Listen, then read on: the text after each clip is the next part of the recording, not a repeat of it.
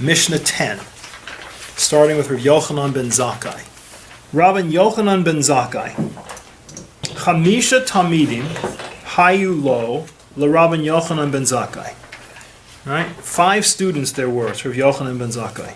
Ve'elu hein, and these are them. Rabbi Eliezer ben Horkanus, Rabbi Yoshua ben Hananya, Rabbi Yosei HaKohen, Rabbi Shimon ben Natanel, Rabbi Elazar ben Arach. How is that a Mishnah? Right? In some ways, this is like, you could mark this down as the most confusing Mishnah in all of Pirkei Avos. How is this a Mishnah? What's the moral lesson? What's the... Right? He had 5 students. Right? Do you hear the question? What is it that makes this a Mishnah instead of just a list of names? Well, we're going to see all sorts of Mishnayot that come from them. It's giving us a Mishnah, and it just says he had 5 students, and it lists the names of his students. So it begs the question of how does that get to be a Mishnah? So you have to first ask your question is, who is Rav Yochanan ben Zakkai? Where did he come from? Where does he fit into the grand scheme of things? So what's the most famous story? Right, we're going to come up to Tisha B'Av soon. Right? You can read the story of Rav Yochanan ben Zakkai in Tisha B'Av.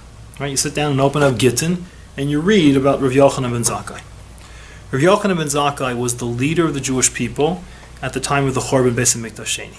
Right? When the temple is destroyed, right? When Vespasian marches to the gates of Jerusalem and surrounds Jerusalem, who is it who's inside? Is Rav Yochanan. Right? He's the leader. Right? At least the spiritual leader. Right? The crazy guys, the Brionim and the Sikari, run the city, and they're fighting the war. Rav Yochanan is the leader of the Torah world. So when the Romans surround the city, when the city is ready to die, right, Rav Yochanan has himself snuck out of the city. He's brought to Vespasian, and he calls Vespasian the king. Vespasian says, well, so now you die. Because either, if I'm the king, you should have been out here before, and if I'm not the king, you can't call me the king. Right? So in either case, you die. And then in runs a messenger from Rome and says, Caesar is dead, long live Caesar, you're it. Right? Taps him on the head and says, you're the new Caesar. You're the king. So Vespasian says, cool. You're a smart guy. And he says, you can have 3 wishes. So what does he ask for? Remember the story? What does Rav Yochanan ask for? Yavna. So he asks for Yavna, right?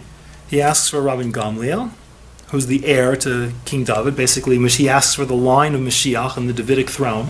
But he doesn't say that. He doesn't say, give me the pretender to the throne, because then they say, that's the first guy we want to go kill. He says, give me Rabban Gamliel. They don't know how he fits in. And he asks about Rav Tzadok. So we'll push that aside. But he asks for Yavna.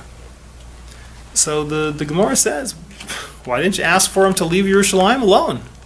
Right? Ask him to withdraw his army. Ask him to let the temple stand. Ask him, right? And they say wisdom fails with Yochanan ben Zakkai. But it doesn't. But it's a question that's asked. Why does he ask for Yavna? So this is the inflection point. This conversation between Rav Yochanan ben Zakkai and Vespasian the general become Vespasian the emperor is the changing point, is the inflection point of the Jewish people. Right? You can separate all of Jewish history into 2 spots, before this conversation and after this conversation. Before this conversation, what were we? We were a people who lived in a nation and had a country and had a city and had a temple and had Kohanim, right? From the moment that Moshe Rabbeinu and Aaron, built the Mishkan, we've had Kohanim. Our system has been run as a centrally organized, right? Maybe not politically. We may have lived under Babylonian control, over Greek control, right? Politically, someone else may have run our lives.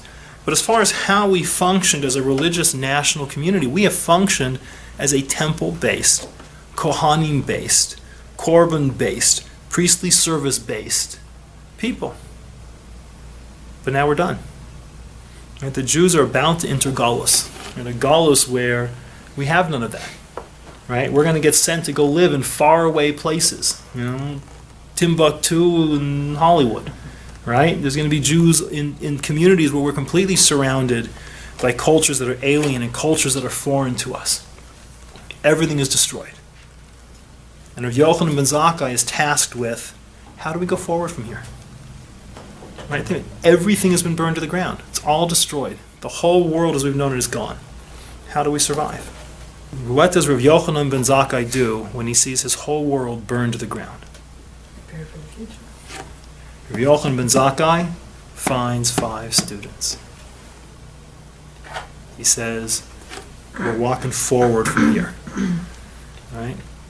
When stuff hits you, what do? Do you lie down and quit? Do you surrender? Do you give up? Rav Yochanan ben Zakkai selects his 5 students and he goes forward. And he is going to create the world of Rabbinic Judaism. He's going to create a world where we don't have a Kohen to go to. We certainly don't have a Navi to go to. Right? We can't get close to God with Karbanos.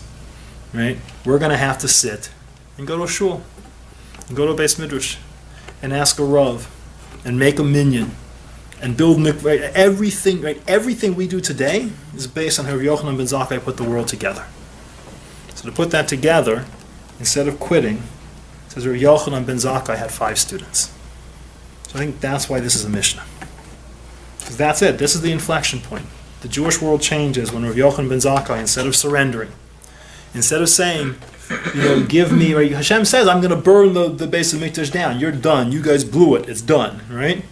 So instead of saying to Vespasian, give me a couple more weeks till we blow it again, he sees where the world's going. He sees where Hashem wants us, and he has 5 students. And Rav Yochanan ben Zakkai rebuilds the world. So I think that's how this becomes a Mishnah.